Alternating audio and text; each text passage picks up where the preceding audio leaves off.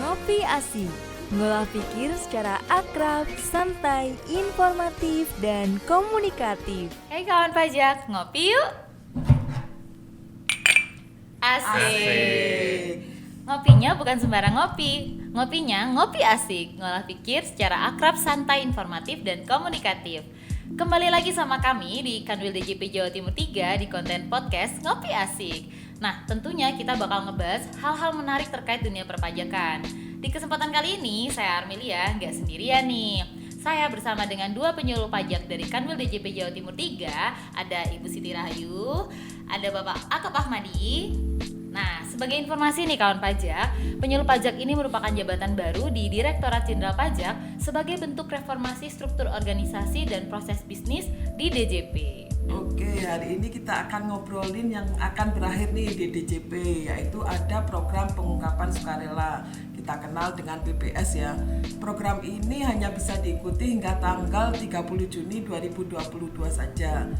Maka kawan pajak, ayo kita cari tahu, kenalan lebih dekat. Kita bahas hari ini ya Mbak Armi ya. Oh siap. Oh ini tuh yang lagi digencar-gencarkan DJP nggak sih, bener ya? Betul, ini lagi dikembangkan. Program ini kan sudah dicetuskan lama ya di Undang-Undang Harmonisasi Perpajakan.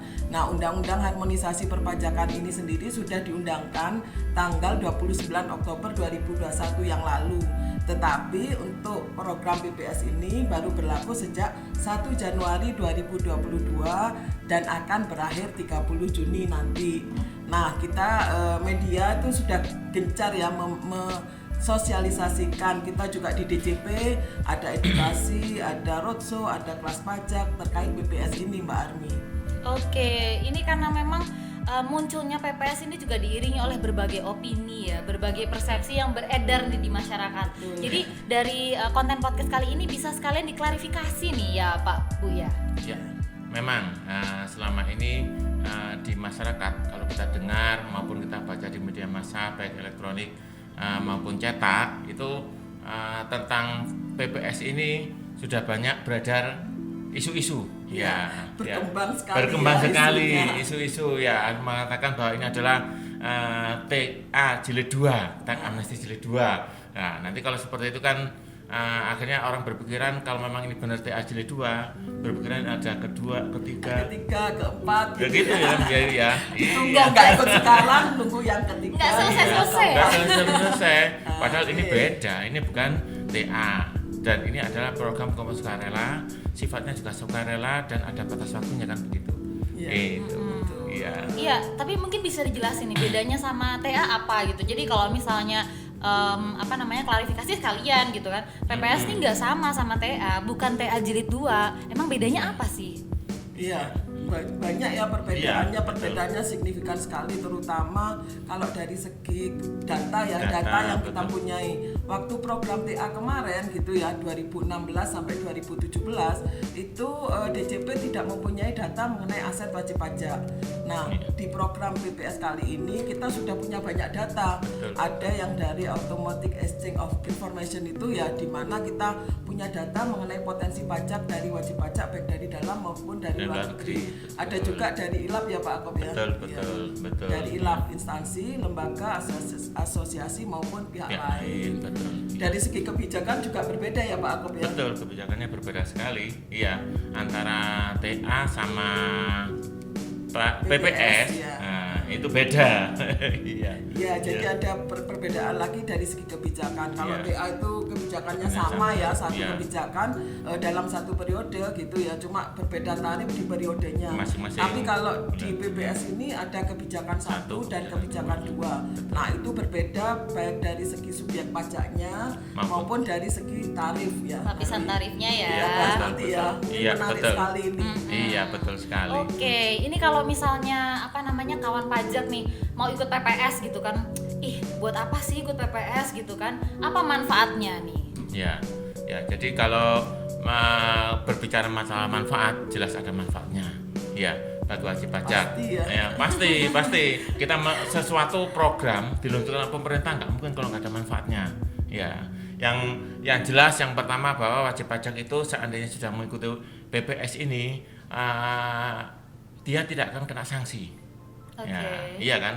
Program mesti belakangnya ada sanksi. Kalau udah ikut, karena ini juga pengungkapan sukarela, nanti belakangnya kalau tidak ikut ya pasti akan ada sanksi. Yang pertama jelas itu. Kemudian kalau PPS ini juga ada yang lebih utama adalah bahwa data, harta atau aset yang diungkap ke kita itu akan dijamin kerahasiaannya. Ya, itu. Jadi kalau dilihat dari sini kan manfaatnya itu ada kepastian hukum. Kepastian hukum, kemudian ada juga manfaat untuk ini ya Pak Akop ya. Tenang ya karena nggak akan kena sanksi. Jadi aman gitu ya data yang disampaikan itu data yang disampaikan aman, tidak akan disebar kemana-mana. Nanti khawatirnya kan kok ngeroh aku kalau katakanlah saya punya rumah 10, tetangga saya jadi tahu. Padahal saya ngakunya rumah saya cuma 1. Nah, insya Allah dijamin tidak akan kita buka nggak tersebar luas nggak ya. akan kita tidak akan tersebar ke pihak lain juga. Iya. Jadi tentunya kalau misalnya nggak ikut PPS, sanksinya jauh lebih besar dong ya tarifnya dibanding tarif PPS ya. Betul sekali. Oke, itu yang perlu digarisbawahi nih kawan pajak. Iya. Jadi sebenarnya tapi kenapa sih pemerintah buat program PPS ini? Kenapa ada PPS nih?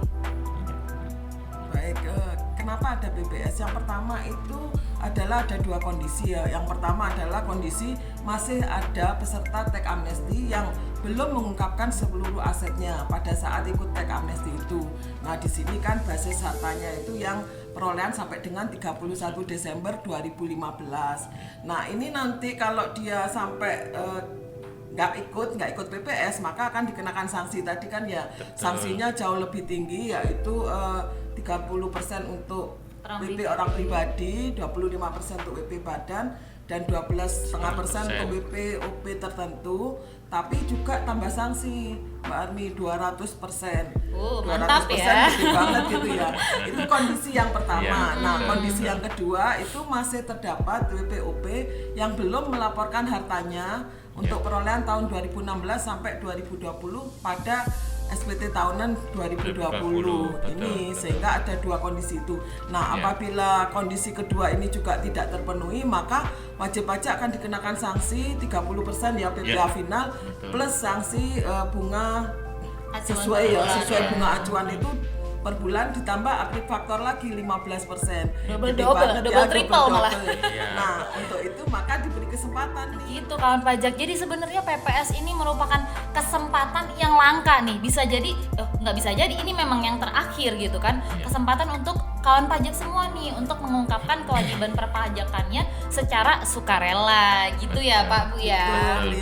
Oke, nah tadi disebutin tuh ada 2 kondisi ya, termasuk yang membedakan dengan teks amnesti tuh. Itu 2 kondisi ini dasar kebijakannya apa nih Pak? Iya, dasar kebijakan 2 kondisi ini adalah terkait dengan pertama dengan subjek pajaknya. Ya, subjek pajaknya ada 2 kebijakan ini. Yang pertama adalah kita masih memberikan kesempatan kepada subjek pajak yang dulu pernah mengikuti teks amnesti. Ya, sehingga ada dia dimasukkan ke dalam kelompok kondisi kebijakan 1. Orang pribadi maupun badan. Orang pribadi maupun badan. Ya, siapa tahu dari wajib pajak orang pribadi maupun badan ini ada yang kelupaan. Ya, kita tetap berpositif thinking kepada wajib pajak bahwa dia lupa, bukan sengaja tidak melaporkan. Atau memang tidak dilaporkan karena kemarin itu mungkin belum atas nama orang lain ya, belum atas nama kita. Sendiri, jadi ragu-ragu ini masuk atau enggak gitu ya. Atau mungkin karena belum lunas gitu. Belum lunas berarti belum dimasukin gitu kali ya. Banyak pertimbangan sehingga belum dimasukkan. Itu kondisi 1. Tapi kemudian kalau yang kondisi kedua seperti disampaikan oleh Bu Ayu tadi, ya karena memang tidak dilaporkan, dan itu pun kita yakin itu bukan karena kesengajaan. Ya, wes seperti katakanlah kita sebagai pegawai negeri ya, yang penting saya sudah bukti potong sudah saya masukkan, harta dilewati, utang dilewati, bahkan keluarga juga kadang tidak kita masukkan, padahal itu penting. Padahal keluarga adalah harta yang paling berharga. Nah, sebetulnya seperti itu. Tapi nggak bisa dinilai ya, sehingga nggak perlu ikut PPS. Tidak terhingga kan ya? Iya. Yang intinya sebetulnya PPS ini kan mengajak wajib pajak untuk berbuat jujur terhadap apa yang dia dimiliki kepada kita. Dan kejujuran itu kita hargai kok, dengan kita jamin kerahasiaan data yang disampaikan kepada kita. Dan kalau misalnya ikut PPS tuh kalau saya tidak salah tahu itu ini ya, tidak digunakan untuk pemeriksaan ya, data yang diikutkan PPS tadi tidak akan diperiksa gitu ya? itu termasuk manfaat ya, baik dari kebijakan satu maupun kebijakan dua. Jadi harta yang disampaikan dalam SPPH, surat pernyataan harta itu tidak akan dijadikan dasar penyelidikan maupun penyidikan ataupun penuntutan pidana bagi wajib pajak itu. Jadi ini manfaat yang sebenarnya kita katakan ini kaya manfaat. Jadi bisa lebih memfasilitasi wajib pajak untuk secara jujur mengungkapkan semua. Setelah itu kewajiban perpajakan yang lain nanti nyusul nih, kita secara tata pelan-pelan ya. Iya, ditata terus sudah mulai rapi, mulai lagi kita gitu. Kalau misalnya untuk kebijakan satu nih, tarifnya berapa persen? Tadi katanya kan ada beberapa lapis tarif tuh. Nah, ini monggo nih siapa yang mau menjelaskan? Ya, mengenai tarif, pada prinsipnya masing-masing kebijakan itu ada tiga penggolongan.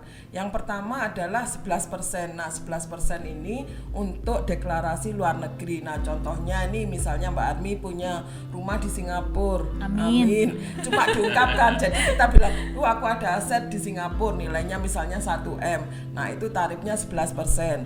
Nah, untuk lapisan untuk golongan yang kedua adalah 8%. Ini untuk harta luar negeri, rumah di Singapura tadi dijual terus dimasukkan di Indonesia. Jadi harta luar negeri yang namanya direpatriasi, dibawa pulang ke Indonesia itu kena 8%. Atau harta kita yang di dalam negeri, misalnya Mbak Armi lagi nih contohnya punya rumah di Permata Jingga gitu ya. Dulu guys. Nah, itu kalau diungkap itu kena 8%. Jadi deklarasi dalam negeri itu 8%.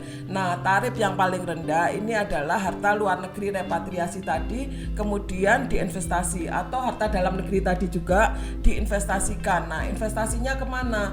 Ada surat berharga negara, kemudian ada industri atau kegiatan sektor usaha yang hilirisasi, jadi pengolahan sumber daya alam, kemudian ada juga yang energi terbarukan. Itu jadi ada 11, 8%, 6%. Nah tuh, bandingin sama sanksi tadi 30% tambah 200%. Hitung sendiri, nggak usah dihitung juga udah tahu sih kalau lebih gede sih. Jadi mending ikut PPS aja.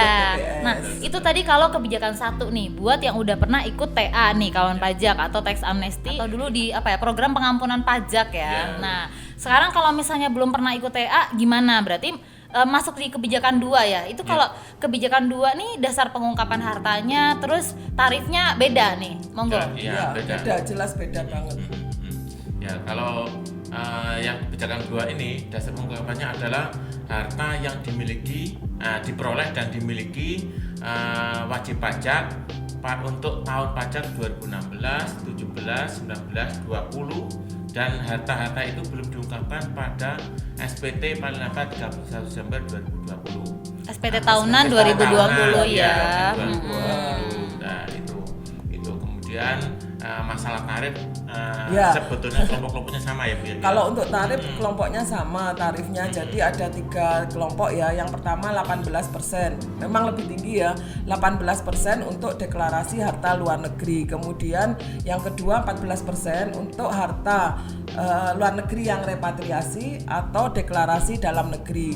Selanjutnya ada 12% nih yang terendah apabila harta luar negeri tadi yang repatriasi kemudian diinvestasikan.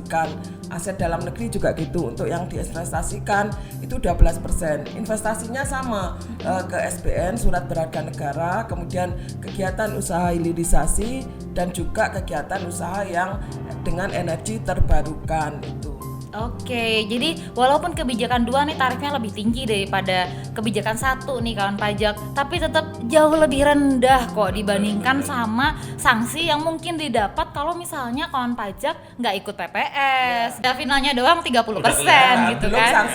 Nah, itu udah 2 kalinya dari tarif kebijakan 1 kebijakan 2 nih. Nah, ini udah makin jelas nih ya.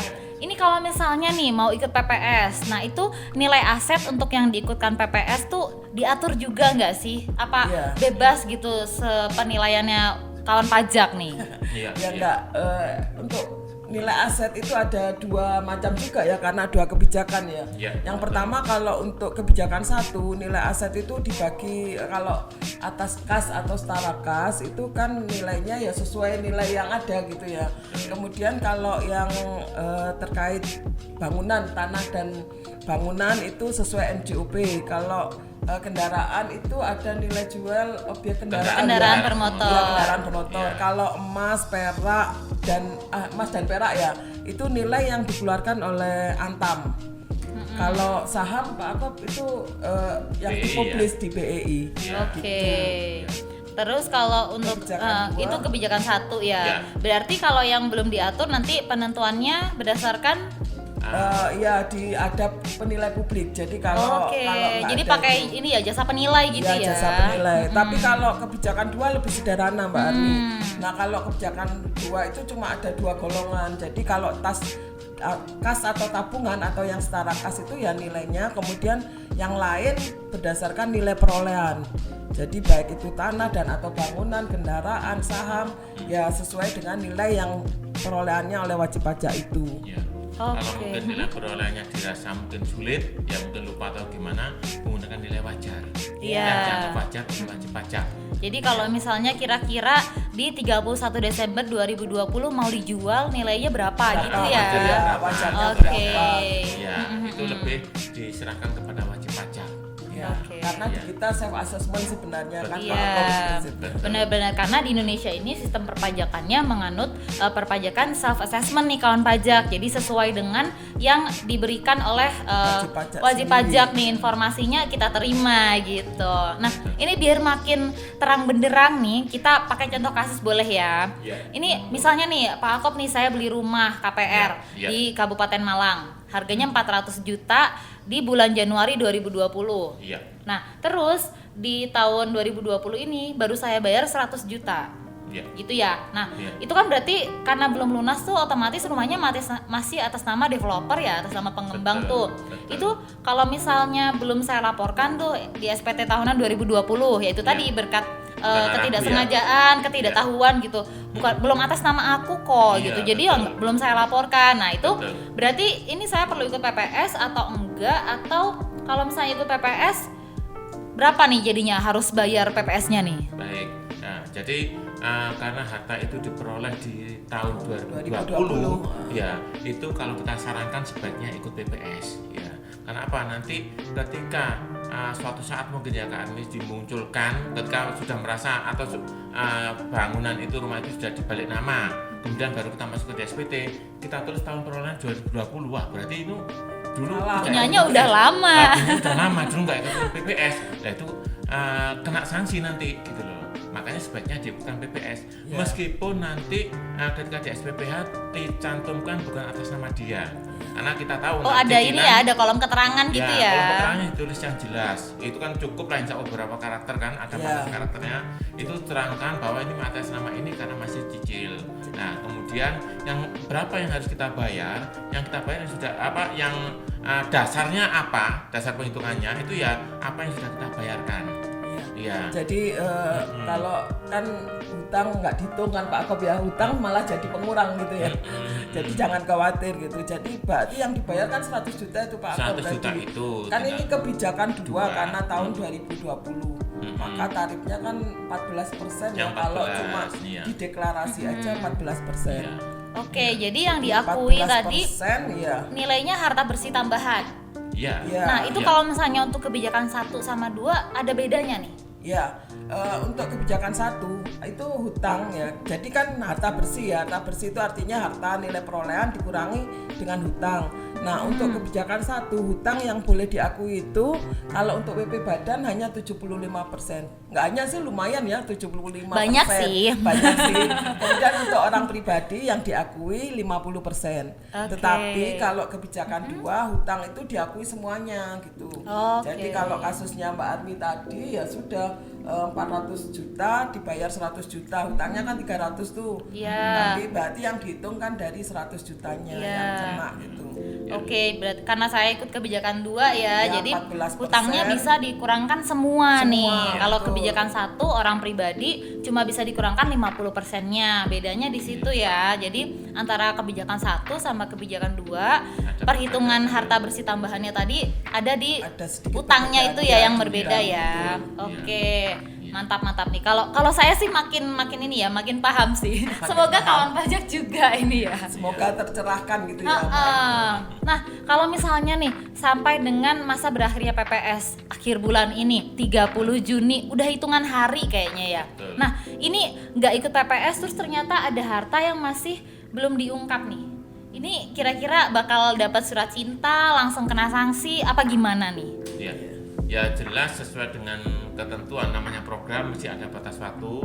Ketika batas waktu berakhir, berarti ketentuan yang lain yang akan berlaku.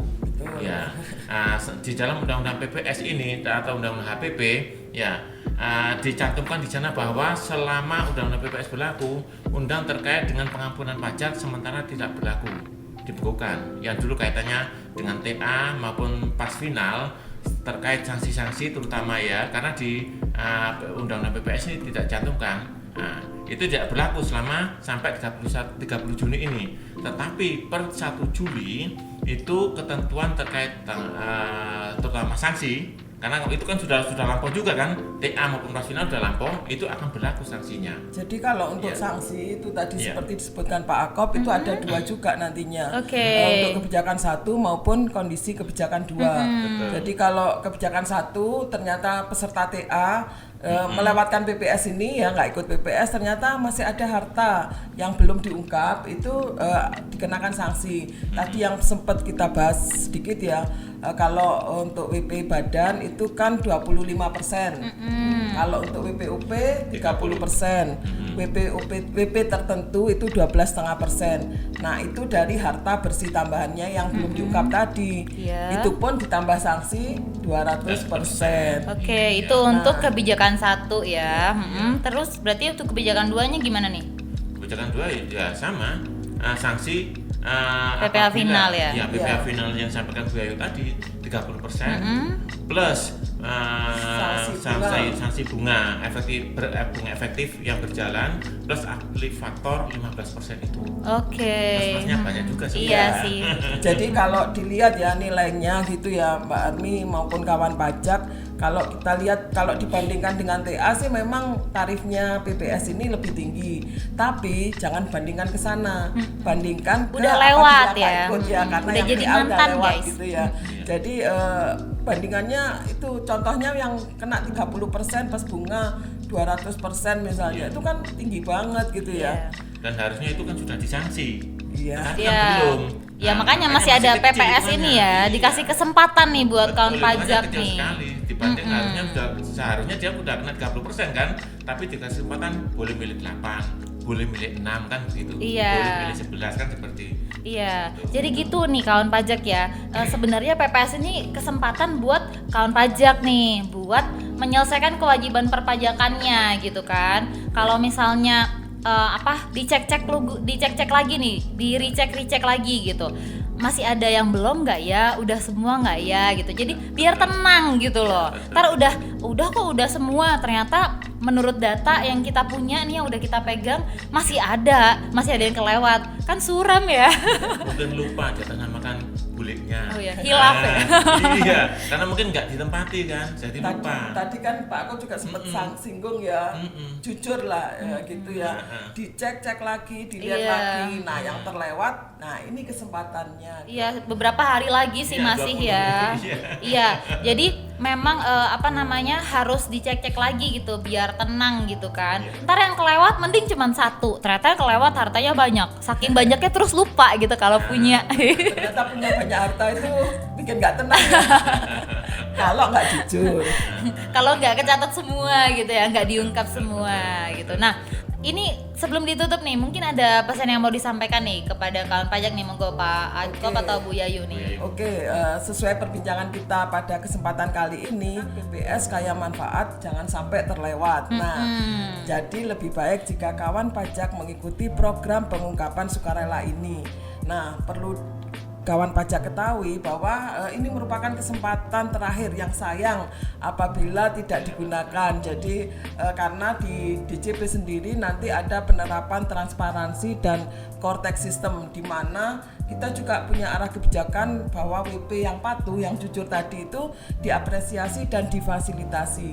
Nah sebaliknya WP yang tidak patuh itu ya nanti akan diperiksa dan disidik. Dan kita di Direktorat Jenderal Pajak itu punya data yang akurat gitu ya. Jadi nanti jangan sampai kata Mbak Armi tadi dapat surat cinta. Deg-degan ya kalau dapat surat cintanya dari ini ya, dari DJP ya.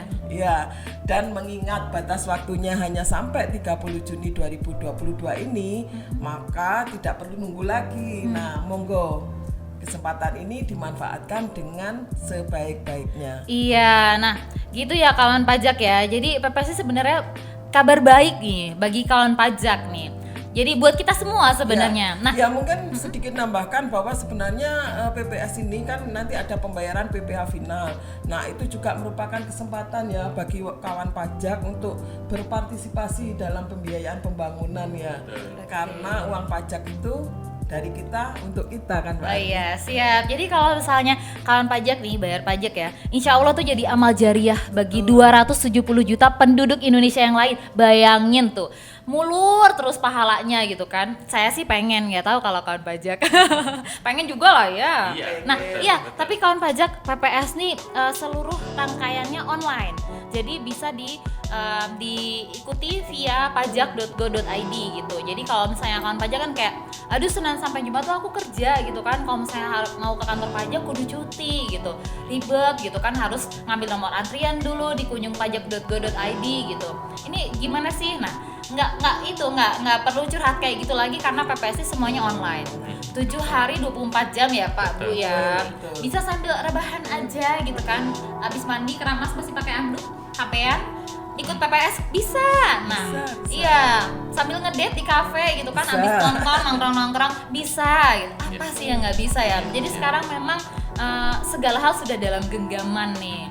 Tapi kalau misalnya kawan pajak mungkin masih bingung atau apa, itu bisa kok konsultasi baik secara online maupun offline gitu. Ke kantor pajak terdekat bisa, ke kami juga bisa gitu ya.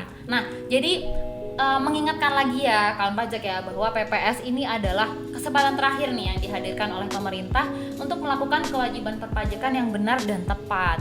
Jadi iya, PPS ini merupakan kabar baik yang bisa diikuti hanya sampai 30 Juni 2022. Sayang banget kalau kesempatan yang langka ini dilewatkan begitu saja. Ntar begitu kelewat nyesel, sedih, dapat surat cinta syok gitu kan, panik gitu kan.